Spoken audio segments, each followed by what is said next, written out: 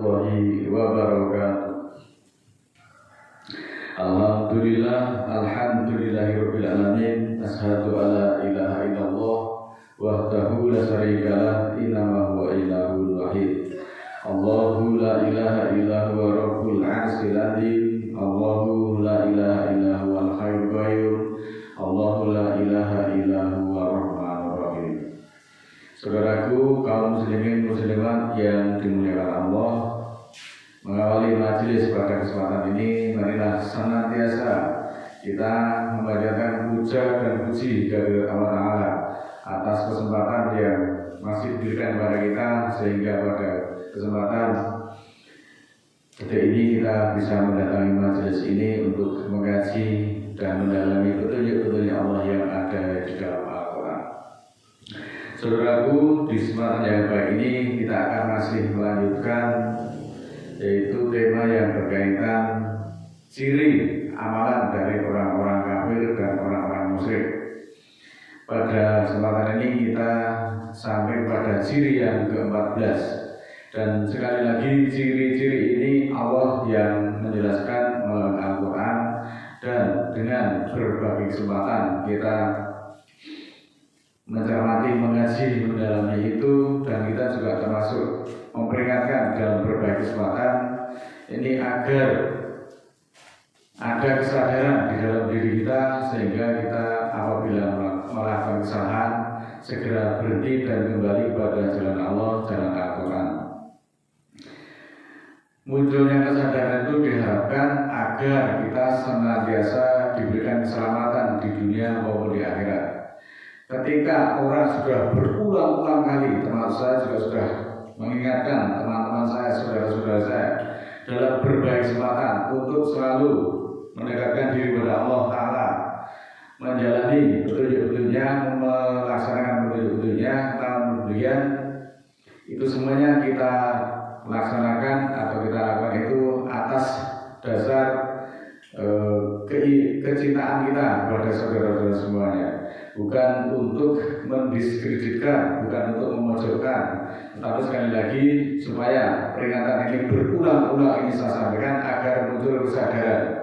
Kalau kita sudah diingatkan berkali-kali untuk tidak menghambakan dunia tetapi tidak muncul kesadaran, itu kebangetan.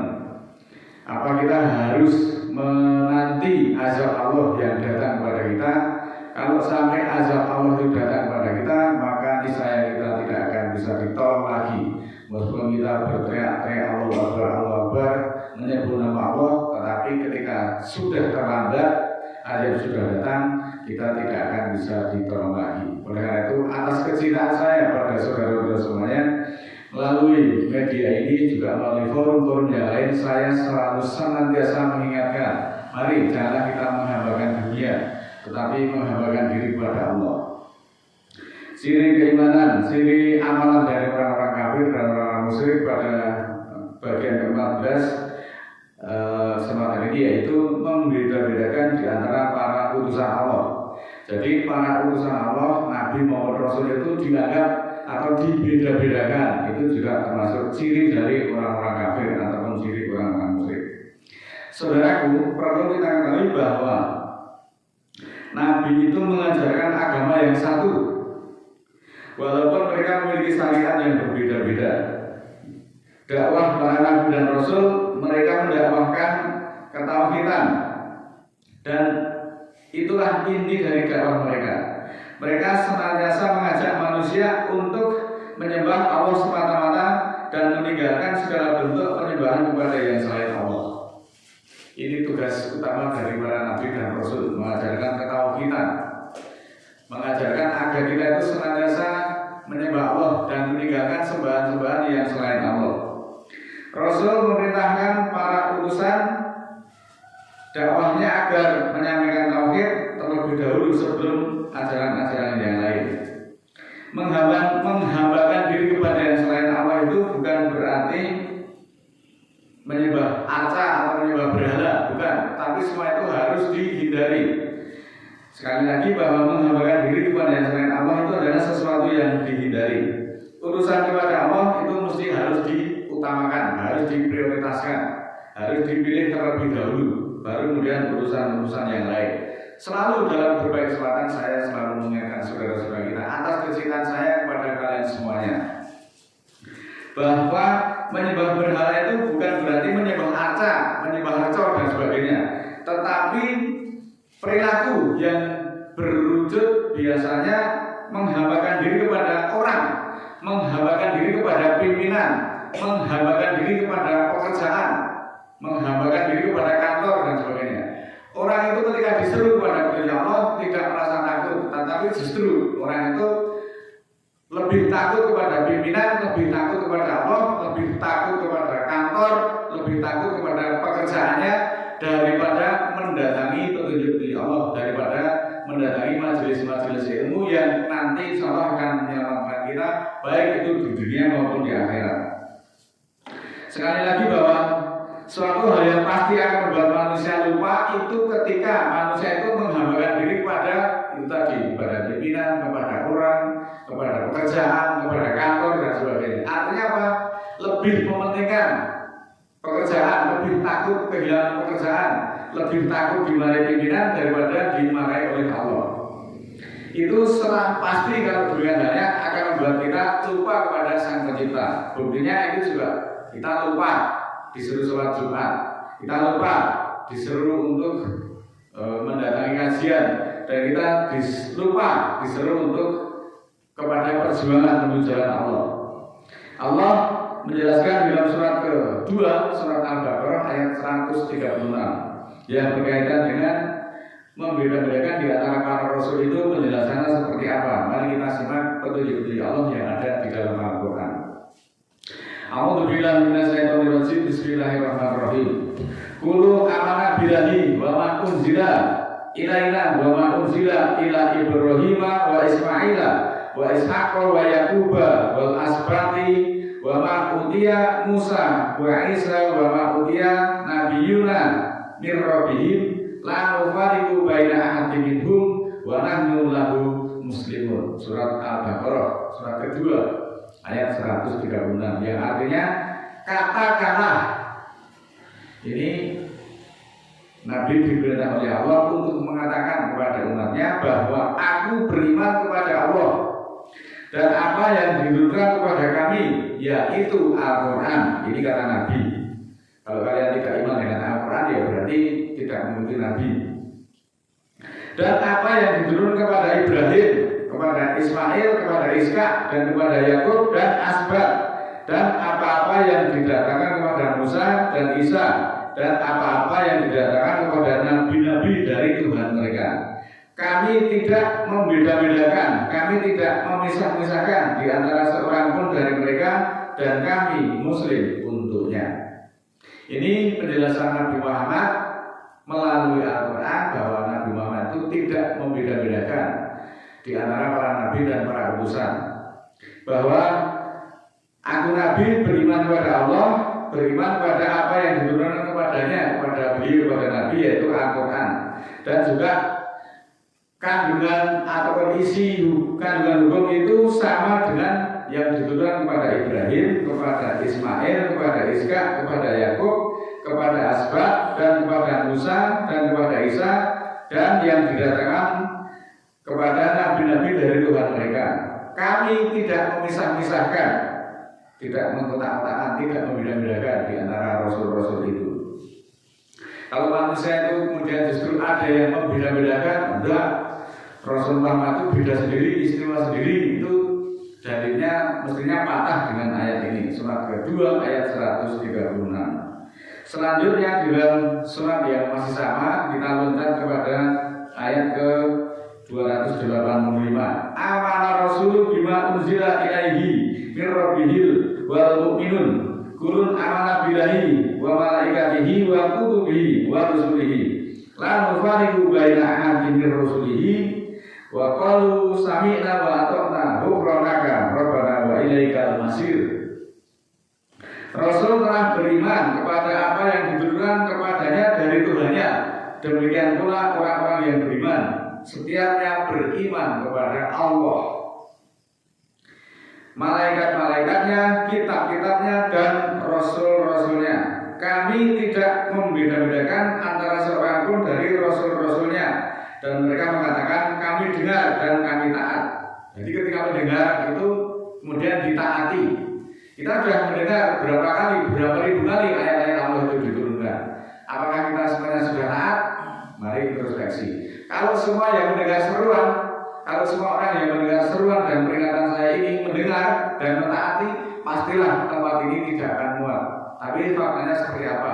Seperti yang Anda bisa lihat saat ini. Banyak yang mendengar tetapi tidak mentaati. Nah, apa gunanya?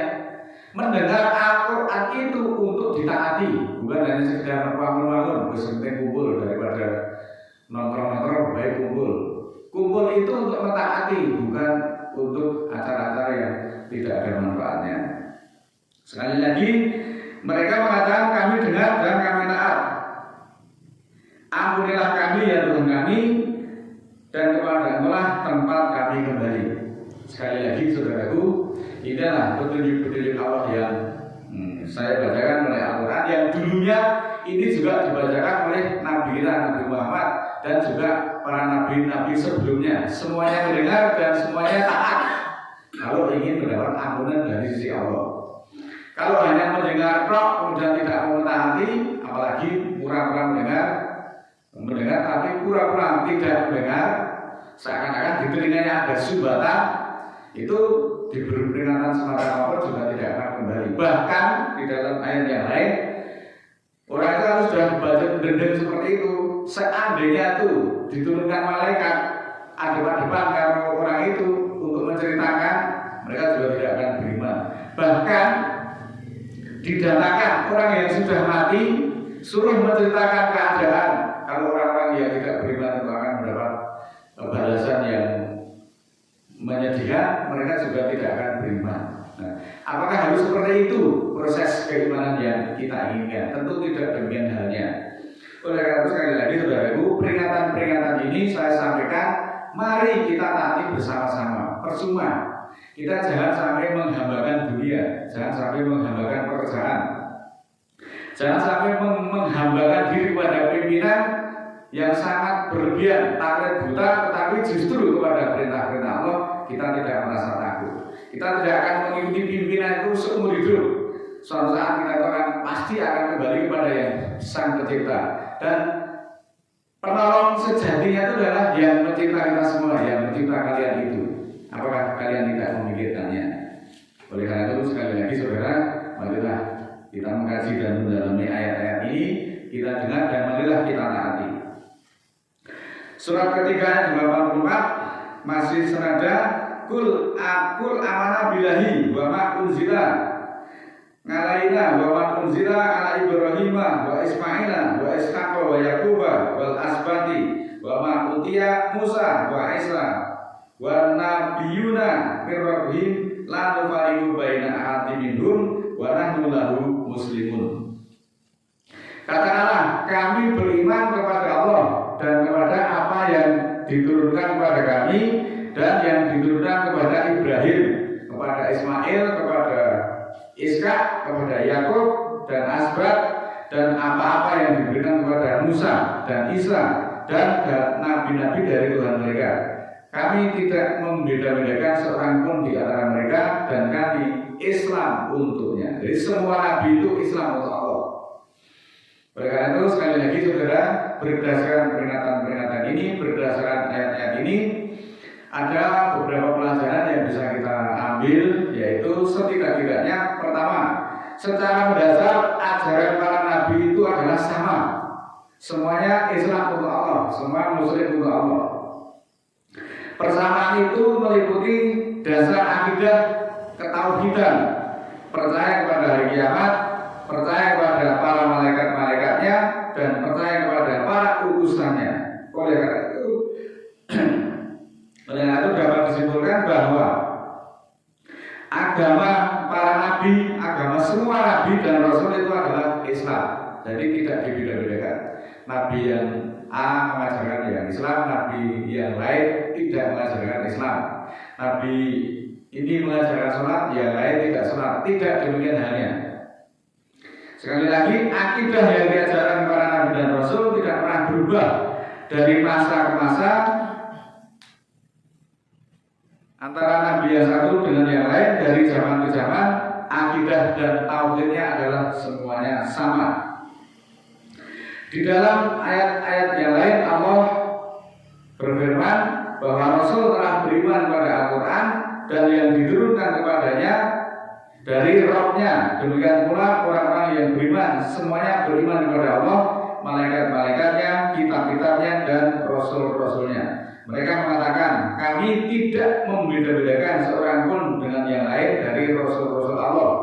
Dan mereka mengatakan, kami dengar dan kami taat. Mereka kemudian berdoa, ya Allah, ampuni kami, ya Rabb kami, dan kepada Engkau lah tempat kami kembali. Sekali lagi saudaraku, bahwa kebiarnya dunia yang kadang-kadang sampai membuat orang lupa, ini hanya sementara.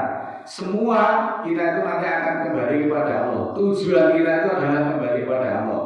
Maka untuk tujuan yang hakiki ini, kenapa kita harus menggadaikan diri, harus melaturkan diri kepada pekerjaan, harus melaturkan diri keimanan kita kepada manusia, kepada kantor dan sebagainya. Itu semuanya akan ditinggalkan dan ditanggalkan.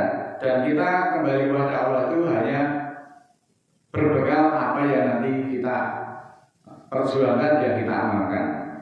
Maka sekali lagi saudaraku, mari segera kembali kepada jalan Allah sebelum Allah mendatangkan azab kepada kita semuanya. Dan juga ajaran-ajaran yang tadi saya sampaikan dari berbagai ayat tadi merupakan larangan pada kita semuanya untuk membeda-bedakan di antara para nabi dan para rasul. Semua nabi diutus Allah sebagaimana nabi kita, Nabi Muhammad. Semuanya adalah mendengar seruan Allah dan mentaati. Yang ditaati itu adalah wahyu dari Allah, perintah Allah, bukan perintah dari manusia, bukan perintah si A, si B dan sebagainya. Tetapi yang ditaati sekali lagi adalah perintah Allah. Kalau kita mau kembali kepada Allah dengan selamat, dan kita tidak boleh melebihkan seorang nabi di atas nabi yang lain. Sungguh ini adalah pelajaran-pelajaran yang melalui Al-Quran. Sekali lagi, mengimani Rasul itu tidak bisa dilepaskan dari keyakinan kita terhadap kitab-kitab Allah. Hal ini sejatinya bahwa Rasul itu merupakan utusan Allah yang bertugas menyampaikan wahyu. Jadi Rasul itu diikuti itu karena Rasul itu mematuhi ayat-ayat Al-Quran, bukan mematuhi yang lain, bukan mematuhi orang, tetapi mematuhi perintah-perintah Allah. Mencintai Rasul dalam berbagai kesempatan sudah sering saya sampaikan, bukan berarti kita mendengungkan, membaca sholawat setiap pagi dan petang, ya Rasul, mengibarkan bendera yang panjang dan berkibar-kibar sama teriak, bukan. Tapi mencintai Rasul adalah mengikuti ajarannya. Mudah-mudahan dengan demikian Allah ridho dan mengampuni kita semuanya, dan minta kita segera kembali kepada jalan Allah agar kita dijauhkan dari azab yang hina. A'udzubillahi minasyaitonirrajim. Bismillahirrahmanirrahim. Allahumma ighfirli walil mu'minina wal mu'minat al-ahya'i minhum wal amwat innaka sami'un qaribun mujibud da'wat innaka 'ala kulli syai'in qadir. Rabbana la tu'akhidna in nasina aw akhtana Rabbana wa la tahmil 'alaina isran kama hamaltahu 'alal ladzina min qablina Rabbana wa la tuhammilna ma la taqata lana bihi wa'fu 'anna waghfir lana warhamna anta maulana wansurna 'alal qaumil kafirin. Rabbana ighfir lana dzunubana wa kaffir 'anna sayyi'atina wa tawaffana ma'al abrar. Rabbana la tuzigh qulubana ba'da idh hadaitana wa hab lana min ladunka rahmah innaka antal wahhab. Ya Allah, ya Rahman, ya Rahim, berikanlah keberkahan ke dalam hati kami agar semua kesombongan dan keangkuhan berganti dengan cahaya dan kasih sayang-Mu sehingga kami menjadi orang yang rendah hati. Ya Allah, ya Rahman, ya Rahim, berikanlah keberkahan di dalam hati kami agar semua perasaan iri, dengki berganti dengan cahaya dan kasih sayang-Mu sehingga hati kami menjadi lebih pasrah. Ya Allah, ya Rahman, ya Rahim, berikanlah keberkahan di dalam hati kami agar agar semua perasaan ingin menonjolkan diri berganti dengan cahaya dan kasih sayang-Mu sehingga hati kami menjadi lebih lapang. Ya Allah, Ya Rahman, Ya Rahim, berikanlah keberkahan ke dalam hati kami agar kami menyadari dan dengan mudah memahami petunjuk-petunjuk-Mu sehingga kami dijauhkan dari jalan setan yang sesat. Dan ampunilah kesalahan-kesalahan kami dan ridhoilah persoalan kami ini dan hubunganlah kami dengan orang-orang yang soleh. Subhana rabbika rabbil izzati amma yasifun wa salamun alal mursalin walhamdulillahi rabbil alamin.